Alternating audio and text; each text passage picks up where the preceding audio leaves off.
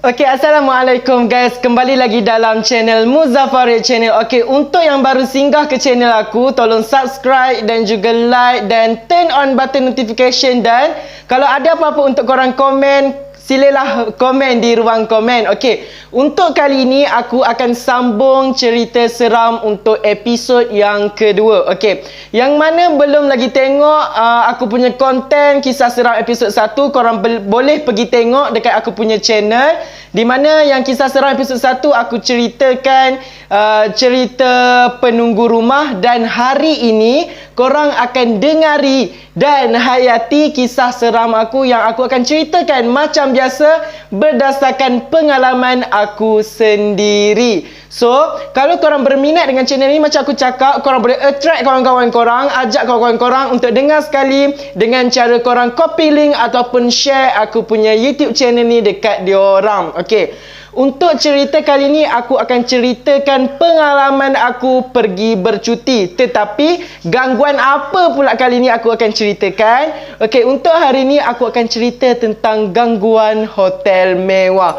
Okey, cerita ni lebih kurang berlaku pada aku dalam 5 ke 4 tahun yang lalu lah. Waktu ni aku pergi bercuti dengan family aku. Waktu ni memang sebelum negara kita bebas daripada COVID-19 ni, kita boleh pergi jalan sana sini kan. Okey, kisahnya bermula 5 tahun yang lalu, di mana family aku pergi bercuti di suatu negeri ini, rahsia. Okey, dan duduk di sebuah hotel yang mewah lah aku kira, sebab dia punya bayaran untuk semalaman tu adalah dalam harga RM800, dan hotel tu sangat besar dan sangat cantik. Hotel tu dia berhadapan dengan pantai. Okey, aku tak bagi tahu apa nama hotel tu. Okey, kisahnya bermula adalah waktu kita orang check in hotel tu, tak ada lagi apa-apa berlaku. Korang pun faham, hotel yang 5 bintang ni dia punya bilik yang sangat besar. Aku rasa dah macam kondominium dah dia punya kawasan bilik tu. Kemudian dia ada 4 bilik. Okey, dia ada 4 bilik, dan kita orang asingkan lah. Maksudnya parents aku tidur bilik ni, kakak aku tidur bilik ni, aku tidur bilik ni, dan adikku tidur bilik ni. Cumanya kita orang hanya menggunakan 3 bilik sahaja. Satu bilik lagi di mana dia ada 2 katil single, kita orang tak guna. Tak tahu sebab apa. Kemungkinan sebab dah cukup dah bilik yang ada tu untuk kita orang punya family, dan kita orang tak gunalah bilik yang ada 2 katil single tu. Tetapi 2 bilik katil single tu dia macam ada something wrong. Macam aku cakap di episod yang sebelum ni, dan macam aku cakap, kalau korang pernah singgah di TikTok aku, korang akan tahu aku macam mana. So, kehadiran benda tu dapat aku rasai tentang keberadaan, ataupun memang benda tu ada di bilik tersebut, dan aku sarankan kepada family aku jangan gunalah bilik ni. Okey, waktu malam tu kita orang tak ada lagi apa-apa rasa. Cuma waktu tengah tidur tu memang ada sedikit gangguan lah dekat time kita orang tidur. Maksudnya dalam setiap bilik ada gangguan yang berasingan. Okey, first aku ceritakan tentang gangguan di hotel mewah ni yang mengganggu parents aku yang tidur di bilik utama. Maksudnya bilik yang paling besar lah. Okey, untuk di bilik tu, mak aku tengah tidur, dia kena tindih. Okey, korang faham kan tentang istilah kena tindih? Maksudnya badan menjadi berat, seolah-olah benda tu sedang menindih badan mak aku. Dan ayah aku pula dengar esakan bayi yang menangis dari luar tingkap. Jadi yang ni aku rasa memang tak patut hotel yang semewah macam tu tetapi ada gangguan yang seseram itu. Kemudian di bilik kakak aku tidur pula, aku tak pasti gangguan apa yang mereka ada, tapi adalah gangguan. Tetapi aku nak ceritakan pengalaman aku yang kena ganggu dekat bilik aku tidur. Aku rasa dalam banyak-banyak gangguan, akulah yang dapat gangguan yang teruk sikit. Okey, di mana dalam bilik yang aku tidur tu, dia ada toilet sekali, dia ada bathroom sekali. So aku dengar dalam toilet tu macam ada orang buka pilih air. Maksudnya macam ada orang guna toilet. Tetapi aku tengok lampu toilet tak terpasang pun. Jadi aku teruskan tidur saja. Lama kelamaan dia tutup. Pilih air tu tutup, kemudian dipasang balik. Kedengaran memang macam orang mandi, memang macam ada orang lah dalam toilet tu. Tapi aku tak pasti. Dalam keadaan tu aku pun dalam macam umur sekolah rendah lagi, aku rasa memang takut.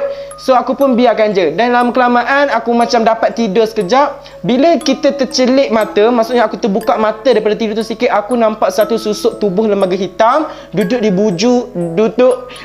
bucu katil aku. Aku pun macam tak pasti adakah benda yang aku nampak tu betul ataupun hanya mimpi aku. Tapi aku memang betul-betul, aku rasa aku memang tak mimpi time tu, memang aku nampak. Tapi aku tak tahulah itu adalah benda apa. Aku nampak macam susuk tubuh bayang-bayang warna hitam duduk pegun dekat aku punya bucu katil. So aku pun macam, perasaan time tu memang sangat-sangat takut dan sangat-sangat menyeramkan. Korang bayangkan hotel tu berhadapan dengan pantai, kemudian angin dia tu masuk melalui tingkap tu, memang ditambah lagi dengan seram sejuk dia tu. Kemudian aku rasa macam dekat phone aku tak set alarm pun. Aku tak set alarm pun, tetapi alarm phone aku berbunyi. Jadi aku pun tak pasti kenapa dia berbunyi. Dan aku check memang aku tak set pun alarm tersebut. Jadi dekat situ aku mula macam tak sedar hati. Dan aku rasa macam tu tak sabar. Bila nak pagi. Sebab apa? Aku rasa time tu macam, kita tengah takut dan kita mengharapkan siang tu datang dengan cepat supaya benda-benda tu dah tak ada. Tetapi dia, kalau kita rasa macam tu, kita akan rasa perasaan tak masa dia akan terlalu lama. Aku bangun-bangun tengok phone pukul berapa, tak sabar nak siang. Jadi itulah antara pengalaman-pengalamannya. Dan bila bangun pagi besok aku ceritalah dekat mak aku. Kemudian mak aku pun kata benda yang sama yang dia lalui, memang ada gangguan dekat hotel tersebut. Dan hotel tersebut dia ada pantang larang dia lah sebelum kita masuk. Maksudnya dia punya staff dah bagi tahu jangan buat itu ini, jangan buat itu ini. Kemudian dekat hotel tu dia ada sejadah dan juga macam biasalah sejadah, tasbih dan juga Al-Quran. Tetapi dia ada macam something tau. Contoh bila kita ambil, dia ada satu yasin tau, satu yasin dalam laci dia. Dan kemudian malam tu aku ambil lah untuk baca yasin tersebut. Tetapi bila aku letak kat situ, dia tiba-tiba hilang tau. Tapi aku memang pastilah aku letak kat situ. Aku tak pastilah aku yang lupa ke atau benda tu yang hilang sebenarnya. Yang tu aku memang tak pasti. Tapi itulah gangguannya. Dan dia macam bunyi, dia ada something bunyi lah, macam bunyi yang menyeramkan dekat hotel tu bila tengah malam. Seakan bunyi manusia pun ada, bunyi orang menangis pun ada, bunyi orang ketawa pun ada. Tapi aku tak pasti sama ada bunyi tu datangnya daripada orang-orang yang dekat pantai tu ataupun bunyi tu memang bunyi yang sedia ada. So dekat hotel tu aku rasa dia sangat-sangat bagus untuk kita duduki, untuk kita tidur dekat hotel tu sebab memang sangat cantik. Tetapi aku rasa untuk orang yang tak kuat, dia kena bertabahlah sedikit. Jadi kalau korang mengalami situasi macam aku ni, apa yang korang buat? Adakah korang akan report kepada dia punya pengurus hotel tu ataupun korang biarkan saja? Macam kita orang biarkan saja sebab benda dah jadi.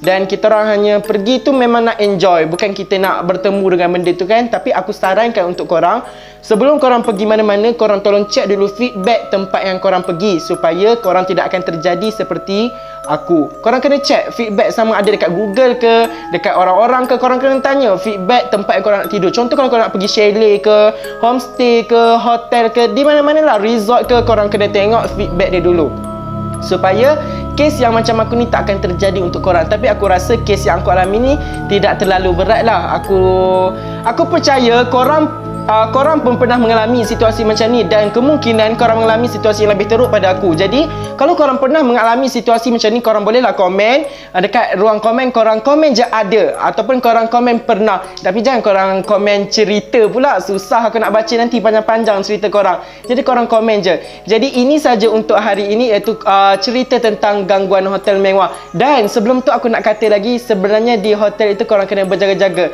Antara salah satu pantai larang dia adalah korang jangan nyanyi nyanyi satu lagu ni. Aku rasa kalau korang kalau aku bagi tahu nyanyian ni ataupun lagu ni, korang akan tahu hotel ni berada di mana.